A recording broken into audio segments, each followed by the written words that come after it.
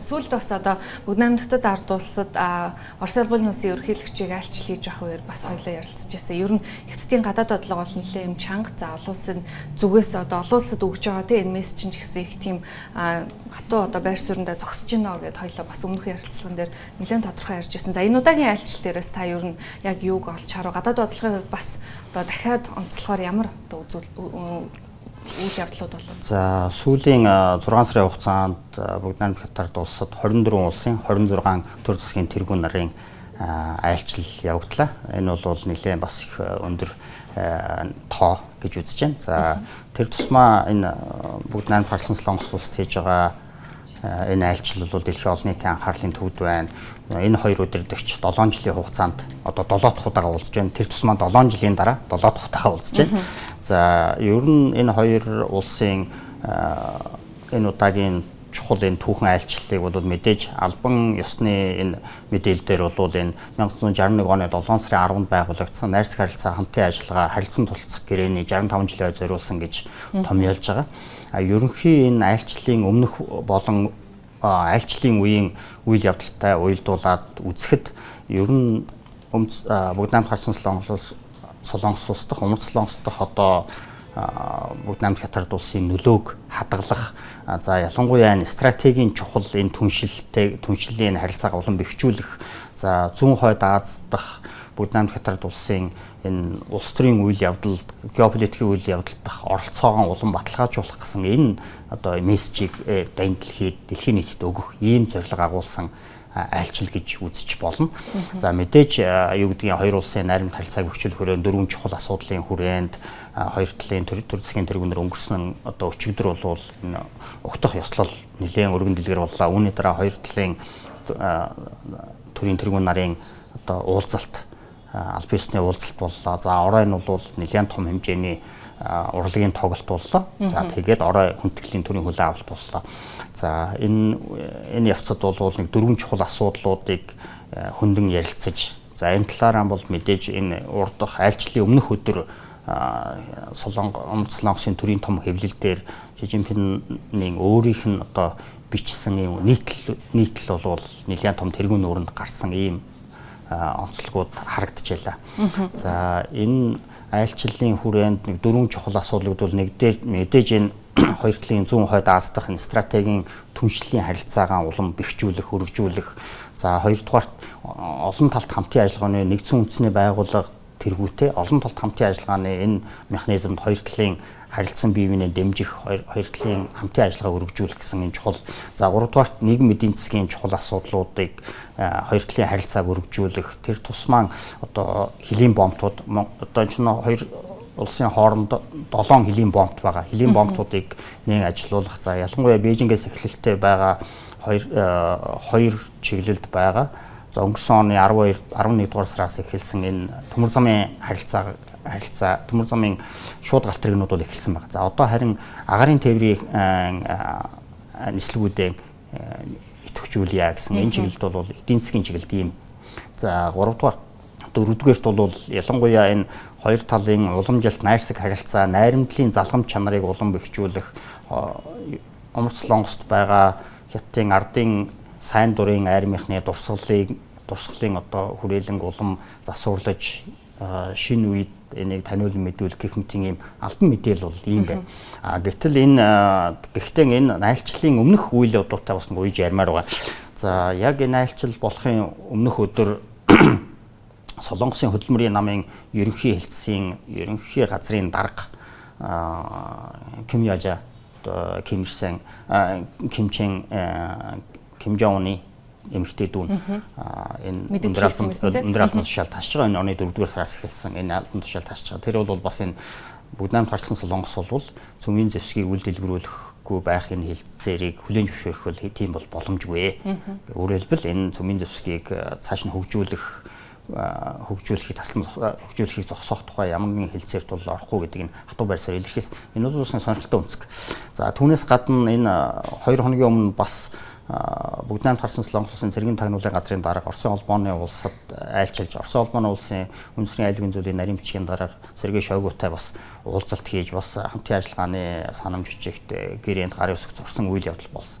Өөрөөр хэлбэл энэ бүгд найрамд харсан Солонгос улсын гадаад бодлого бас маш хүчтэй дэлхийн тэргүүлэх хоёр гүрэнтэй тэнцвэртэй харилцаж байгаа байдлыг бол бас дэлхийн олон нийт бол анхаарч байгаа. Судлаач миний хувьд ч гэсэн бас бас нэлээд тийм айхтар алсыг харсан ийм үйлдэлүүдийг хийж байна гэж харж байгаа. Бээжингийн зүгээс харахад бол мэдээж энэ зүүн хойдоос нөлөөлөл хадгалъя гэсэн ийм том мессежийг өгөх зорилготой айлчил.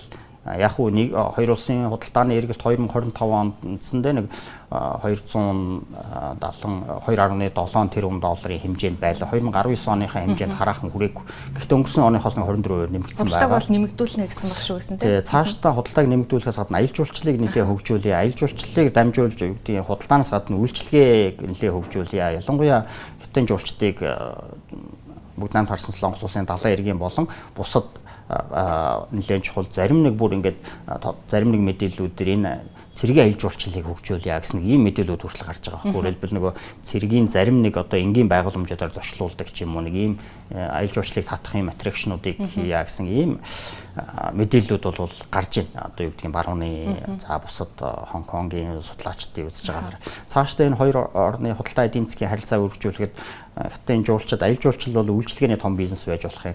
Ялан яг өнөөгийн нөхцөлд бол бүгд найрамд харсан Солонгос улсаас Хятад улс руу экспортлж байгаа гол нэрийн бүтээгдэхүүн маш тоотой цөөхөн байгаад байгаа. Юу гэдгийг одоо хиймэл ус, парик, одоо үсээр хийсэн бараа бүтээгдэхүүн гэдэг маш цөөхөн тооны. За мэдээж зарим нэг нүүрс бол нэг оргил үедээ чинь 1 сая тонн хүрч ийсэн. Сүүлийн жилүүд бол ковид нараас эхлээд энэ нүүрсний экспорт бол эрс багассан байна. За Хятад улс бол бүгд найрамд харсан Солонгос руу маш олон төрлийн хүнсний, за дээр нь газрын тос, тоног төхөөрөмж гэх мэт ийм бүтээгдэхүүнүүд бол экспортлж байгаа.